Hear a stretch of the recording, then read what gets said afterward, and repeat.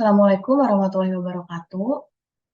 Perkenalkan, nama saya Angelika Putri Ramahaulia Amanda dengan NPM 2206824350 dari kelas Metode Numerik 05 dari jurusan Teknik Perkapalan. Jadi pada hari ini saya akan menjelaskan tentang penerapan atau aplikasi dari metode numerik dalam memecahkan kasus-kasus Circular Economy Engineering. Nah, di sini kita itu akan pakai DAI 5 methods ini, yang mana yang biasa diajarkan oleh Pak Dai di kelas metode numerik. Jadi DAI 5 methods ini merupakan suatu langkah-langkah penyelesaian yang terdiri dari 5 langkah. Jadi yang pertama itu adalah I am consciousness, di mana kita itu harus memiliki kesadaran bahwa balik lagi kita ini adalah manusia yang merupakan makhluk ciptaan Tuhan. Jadi segala sesuatu apapun yang kita lakukan harus kita dasari atas bahwa kita ini adalah manusia ciptaan Tuhan dengan kesadaran seperti itu. Nah, jika sudah seperti itu, yang kedua itu adalah intention, yang mana kita ini tahu tujuan kita. Jadi, kita itu tahu apa yang ingin kita capai, apa tujuan kita yang dalam hal kebaikan, dan balik lagi kita harus mengingat pada Tuhan.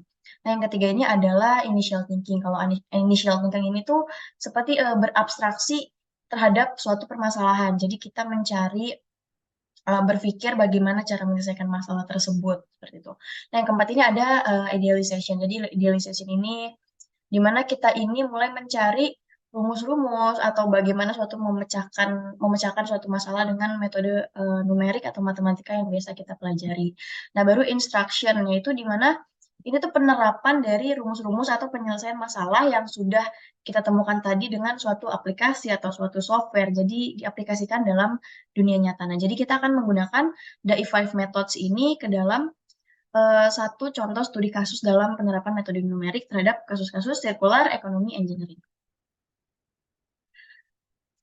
Nah, di sini saya akan menjelaskan tentang apa sih circular economy engineering itu. Jadi, circular economy engineering itu merupakan suatu disiplin teknik yang dia itu berfokus pada perancangan, pengembangan, dan implementasi sistem dan proses yang mendukung prinsip-prinsip ekonomi sirkular. Nah, si circular economy sendiri itu merupakan suatu model ekonomi yang tujuannya itu untuk mengeliminasi, bisa kita bilang, limbah dan terus menggunakan sumber daya itu melalui prinsip pengurangan, penggunaan kembali, perbaikan, daur ulang. Yang kita tahu itu 3R, reuse, reduce, dan recycle.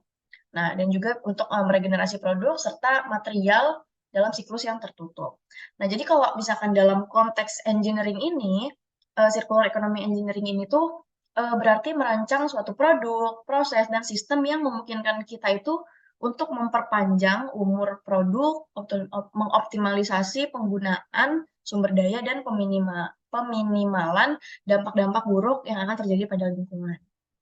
Nah, jadi kalau dalam ekonomi sirkular ini sendiri tuh pemeliharaan mesin kapal itu sangat penting ya. Jadi di sini saya akan menggunakan suatu contoh sesuai dengan bidang yang saya ambil yaitu teknik perkapalan, yaitu optimasi pemeliharaan mesin kapal. Jadi yang kita tahu pemeliharaan suatu mesin kapal yang secara efisien itu merupakan suatu hal yang sangat penting untuk memperpanjang umur operasional si kapal tersebut, untuk juga mengurangi biaya perbaikan, dan untuk meminimalkan limbah. Nah, jadi em, untuk mengoptimasi pemeliharaan mesin kapal ini, kita bisa menggunakan penyelesaian dengan metode numerik yang bisa membantu kita untuk ngoptimalin jadwal pemeliharaan dan penggantian komponen mesin kapal sehingga efisiensi operasional dan keberlanjutan itu bisa ditingkatkan. Nah, ini yang kita tahu ya, kalau mesin kapal itu rentan nih menghadapi keausan dan kerusakan selama dia beroperasi. Nah, tantangan bagi kita ini adalah untuk menentukan jadwal pemeliharaan dan penggantian komponen yang optimal, yang efisien, untuk mengurangi downtime, untuk meminimalkan biaya, dan untuk memperpanjang umur mesin. Nah, ini adalah formulasi masalahnya itu. Yang pertama itu ada variabel keputusan. Jadi variabel keputusan itu suatu waktu pemeliharaan untuk setiap komponen mesin kapal, jumlah komponen yang harus diganti, dan interval pemeliharaan. Terus juga ada fungsi objektif, yaitu untuk meminimalkan total biaya yang meliputi seperti biaya pemeliharaan, biaya penggantian komponen, dan biaya downtime. Nah, yang terakhir ini adalah kendala. Nah, kendalanya itu apa sih? Ada kapasitas pemeliharaan yang terbatas, ada juga umur komponen, batas waktu operasional, dan ketersediaan nih ada atau tidaknya sih suku cadangan tersebut. Nah, ini adalah suatu hal-hal yang perlu banget nih untuk kita perhatikan untuk menyelesaikan kasus ini, gitu. Nah, jadi sebenarnya metode numerik yang bisa kita gunain itu untuk optimasi pemeliharaan ini adalah Preventive Maintenance Optimization atau PMO dengan menggunakan pendekatan Mixed Integer Linear Programming atau MILP.